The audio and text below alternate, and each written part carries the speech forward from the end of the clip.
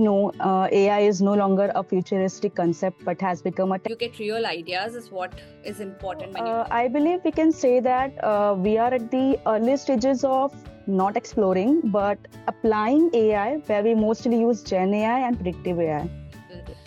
why do we network? I mean, just question yourself, sit back, just question why Mhm. do you network?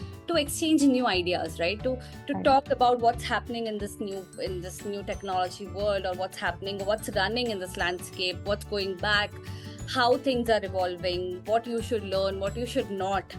These new Mhm. ideas that hook up in those conversations is the point where you need to connect with the community to get started with your growth. Hello and welcome back to Smartly Filtered with Kathy. This is episode 7, and we are diving into something special, which is navigating tech, AI, and purpose together. In this episode, we are not just talking about technology as a tool, but as a bridge connecting innovation with impact and skill with meaning. And to guide us through this conversation, we have our incredible guest, Bilquis Sheikh. She's the founder and CEO of Technora Solutions, a seasoned Salesforce consultant with multiple certifications and a Women in Tech community group leader, Mumbai. Bilquish brings a wealth of experience in building scalable tech solutions while staying deeply rooted in community and purpose. Today, she's here with us to share her journey, her insights on AI in the Salesforce ecosystem and in general, and how she blends tech expertise with meaningful impact. Thank you so much, Bilquish, for being here and welcome. Yeah. Thank you so much, Kathy, for having me on your podcast today. And I'm so excited for this. So, hello everyone. My name is Bilkis, and I'm leading the Salesforce Women in Tech community group of Mumbai for the past 6 years, as Kathy stated. And I'm working as an independent Salesforce consultant, and I'm the founder and CEO at Technora Solutions. It's a Salesforce consulting firm. I have a total of 13 years of my career with 9 years in tech, focusing on Salesforce. Um, I'm I have a family of my parents, three siblings, and two cats. So yeah, that's all about me. Yeah. We love the detailing of cats, though. We'll come to that later. Yeah. But as Bilquish, I mean, every great career like yours has a beginning. And hmm let's rewind a little. What first drew you into the Salesforce ecosystem, and how did that journey led to founding Technora Solutions? Okay. So that's a very professional as well as I have a very personal side to this question, but I would like to answer that. I'm from technical background. Like I have done my educations in IT, BSc IT, and then, but I have not started my career in tech field. So initially, I was working in a non-technical field like HR, teaching, back office, etc. And then, so I got married, and it was very short-lived. I faced some, I have been pulled down by by life, not by life actually, but by some negative people. So then I decided to focus on my tech career to become self-dependent and strong enough. So I started looking for initiatives for people like me with a career gap. And then after struggling a lot, I got to know about one startup in my town with the internship program. And there is where I found Salesforce. And since then, it has become the love of my life. I mean, sorry for the ups and downs Yeah. that you had in your life, but you have grown into this wonderful woman that we see in the community today. And I look up to you, and I'm sure everyone here is looking up to you. So you have to move forward with more purpose in life. Right. Yeah, that's correct. Thanks. Thank And yeah, so regarding technology solutions, so my health has been impacted a lot while I was working in a full-time job. So one day I decided to take a break, and then I focused on my health rather than the extended work hours. So I decided to I wanted to be in touch with the technology and also to focus on my health. So, and that can be achieved by focusing completely on the thing, on the work what you love to do. So then I started working as an independent Salesforce consultant. So that's the foundation of Technora Solutions. Wonderful, wonderful. Good to know. And I mean, moving forward, technology, is evolving faster than we can keep up with. Most of us can keep up with. Right, And AI is there, I mean, everywhere, and it's no longer a futuristic concept, right? right, yeah. It's now woven into the way we work, communicate, or even make decisions. Mhm, But I feel that everyone experiences and interprets this shift very differently. mhm. So we'd love to know your views on how would you define the current state of technology and AI in your words. Okay, so like you said, as we know, AI is no longer a futuristic concept, but has become a technological reality, right? Yeah. So, like it's been used almost in every industry, whether it's sales, service, healthcare, education, and so on. So, I believe we can say that we are at the early stages of not exploring, but applying AI, where we mostly use Gen AI and predictive AI. Mm-hmm. Wonderful. I mean, that's a very brief but accurate answer. And I'm sure that, we are talking about AI a lot these days. Most Mhm, of my podcasts have been talking about AI as well. And we know that where it stands today. But there is also a sense of momentum, right? Where mhm, we have new capabilities, new use cases coming up every day across teams and communities. mhm. Similarly, with every day, with every innovation, it excites everyone a lot. So, what excites you the most about AI today? So, the ease and comfort that AI brings to work, not alone, but by teaming up with humans, like creating amazing results. Mhm. So, this helps human a lot by reducing manual workload, right? And streamlining the processes. So, this excites me more. Wonderful. I mean that for sure with technology, we with all of this innovation that we have, uh, there's something when you said that it comes up with the ease that a human can work within, right? Mhm. So there's always a flip side of the coin, right? The speed Right. of change that we are into right now is overwhelming for a lot of people and can Hmm. be overwhelming as well. And not every shift comes, without any risk or trade-off.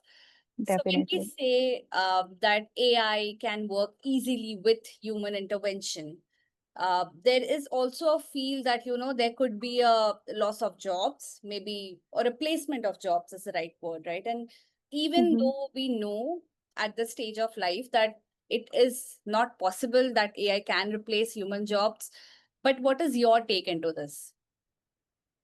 So, yes, like we hear most of the time that AI will replace humans, like human jobs. Yeah. So I think AI won't replace humans, but humans with AI skills will replace the other humans who doesn't know or who has no skills with AI technologies. So yeah, this concerns me more because looking at the speed at which technology is changing with AI, so there will be a major shift in tech hiring. Hmm. I mean, I totally agree with you. The way you said that there's not going to be change. I mean, the human jobs are not going to be replaced by AI. But if you Hmm. really do not have skills with AI, you might be replaced. I mean, that's the Correct. correct way of answering this. And I mean, this is the first time that I'm hearing it this way. So to everyone who's listening to this podcast and thinking that AI might replace human jobs, it's actually not correct. Even though when you, let's say, even though you put a code in chat gpt, which is an open source this time, even though you say to give the correct answer of it, or maybe solve the bugs or whatever the Hmm. issues are there, I am pretty sure that there is still a 1 or maybe a 5% chance of error in it. you Right. you would need an human intervention to actually solve the code very easily and very fruitfully as well. Hmm. So I feel that human intervention is really required to make sure that AI becomes the best powerful, tool that we have. Yes, Okay, moving absolutely forward. correct. Yeah. So I mean, with this flip side of changing or maybe replacing the jobs, there's also flip side of how rapidly it's changing the way the way the way changes, or the speed of change that's there. So what concerns you when it comes to this rapid pace of technology change? Okay, like I mentioned, the major shift in tech hiring.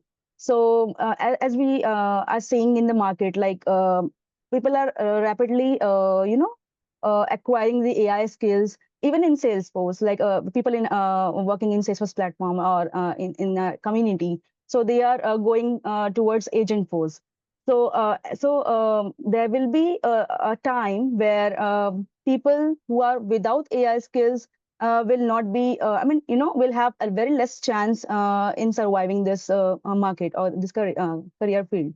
So it's really impacting the hiring process, the career as well. In short, the overall uh, you know uh, The way whatever jobs you can say, will the evolve. future. Yeah. Mhm. Perfectly, I agree. I mean, to everyone listening, it's high time that you start learning Mhm. AI. At least start building your skills, because it's not just AI or ChatGPT or some tool that's come up. It's more Mhm. of enhancing your skills every day, because that is Right. something that I feel is very important for you to be in this technology landscape. So I totally agree with you. I mean, the hiring process has changed, will change, or might have changed, but the skills, learning skills, and being up to date to what's working Mhm. right now in the market has to be there in everyone's core. Okay, moving forward, I mean, we talked about how AI is exciting you, while also the changes that are there that concerns people. But for someone who's just starting out, the tech world Mhm. that we have can feel like a giant maze, right? So many tools, so many platforms, so many career paths to choose from. Mhm. Let's even just talk about Salesforce. There's a lot of things in it. Right. It's very overwhelming for someone who's starting at this point of time, though there are resources available, everything available, not like when we started back, but Mhm. still, it's overwhelming for a person to understand everything together, see what works best for him, right? And exploring Mhm. the paths. So, how can beginners find their direction as per you in such a vast tech landscape?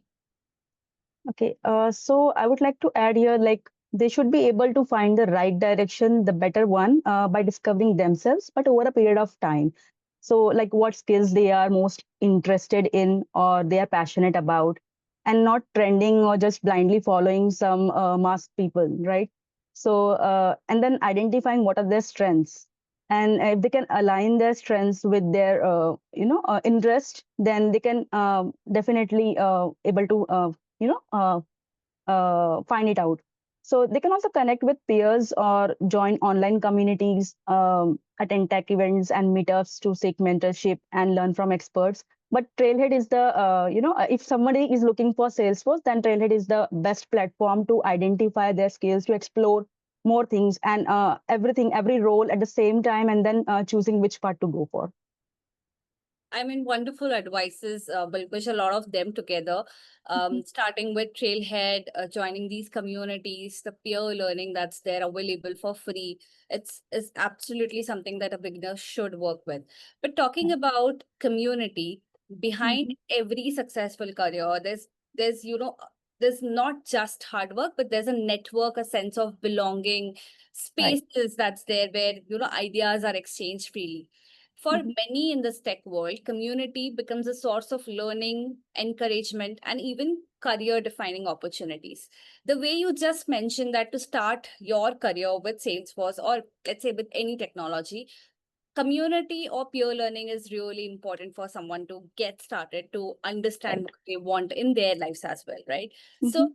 why not you tell us how has community played a role in your growth? Okay, so it has played a major role in my professional growth, I would say, because it helps me in building connections and enlarging my network of a mix of people, and that is people coming from different backgrounds, sharing their perspectives, which even I can learn and apply in my path to grow. So, and you really get, you get real ideas when you interact with the community, and trust me, it really helps. Yeah, I mean, you talked it really fruitfully that you get real ideas is what is important when you talk with people. Why do we network? I mean, just question yourself, sit back, just question why Mm-hmm. do you network or why do you meet with new people to exchange new ideas, right? To Right. talk about what's happening in this new technology world or what's happening or what's running in this landscape, what's going back, how things are evolving, what you should learn, what you should not. These new Mm-hmm. ideas that hook up in those conversations is the point where you need to connect with the community to get started with your growth. So rightly said, Bilquish. And moving forward, I mean, we know now that AI is shaping the future in ways we are only beginning to understand, right? Mm-hmm. We know that there are important questions about ethics, equity, and control that comes with AI. And we understood from your talk that the biggest fear of yours is hiding because of AI. But there would be also positive side to it, right? So what's your biggest Mm-hmm. hope about the future of AI? Okay, so I would give you an example, a very funny example. Like, let's say my biggest hope, as well as the biggest fear, I would also so that you can compare both. Biggest hope, like AI-enabled machine or robot, should give me a head massage whenever I feel tired, or help me out in making biryani for 100,000 folks on an occasion. And biggest fear would be like it should not plan to smash my head while massaging, right? To take over my house and life. Like it should not become Skynet from the Terminator movie or like that. So, and coming to this on a serious note, my biggest hope is when I can entrust AI to perform some task in a positive way without much human intervention. And biggest fear is like what the late Stephen Hawking stated, that thinking machines should not take charge, which could spell the end of the human era. So that's the Right. biggest fear, I guess, of the entire humanity. I mean, that's true. The way we are also watching it in latest movies or Netflix web series, I mean, I personally saw a lot that, this is the way robots are gonna take over everything. They might kill humans because of the intervention that works within them. I mean, that's obviously a biggest fear. What I also feel is that, I mean, that's gonna go with the livinghood that we have. What Hmm. I feel as a responsible human who is making these AIs, because these AIs are made by human, right? We should Right. make sure that we have ethics, equity, everything in our Hmm. mind while making these. It should not be the cause of human existence, is Right. what I can answer, right? Yeah. Okay, moving forward, I mean, we talked about your biggest hope and biggest fear. Uh, this is the right next question that comes up in my mind, which is if you could design that one rule for the future of tech, what would you be designing? So if I would get a chance, then I would make AI and robots to always take approvals from humans before performing any actions. So that way, humans will always have roles to play in their jobs, and it will be a safer environment, which could reduce the risk of any possible mishaps. Wonderful. That's such a wonderful one rule that can stop a lot of fears with AI. Mhm. So, Bilquish, thank you so much for joining us today and for taking us through your journey from your first steps in the Salesforce ecosystems to building solutions that truly put people first, to also embracing AI with both excitement and responsibility. What Right. I love most about our conversation is how you have shown that technology isn't just about speed and scale, but it's Hmm. also about purpose, about solving Right. your problems and making meaningful decisions.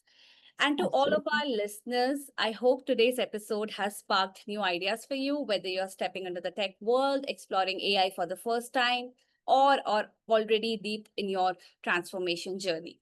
Remember, you do not have to know everything or do everything at once. Start small, stay curious, lean on your community, and let your purpose guide your path. The future of tech and AI will be shaped by those who balance innovation with empathy, progress with ethics, and ambition with inclusivity. So, wherever you are in your journey, keep experimenting, keep sharing, and keep building the future you would want to live in. This is Smartly Filtered with Khyati, and I can't wait to see you back for the next episode. Until then, stay inspired, stay intentional, and stay smartly filtered.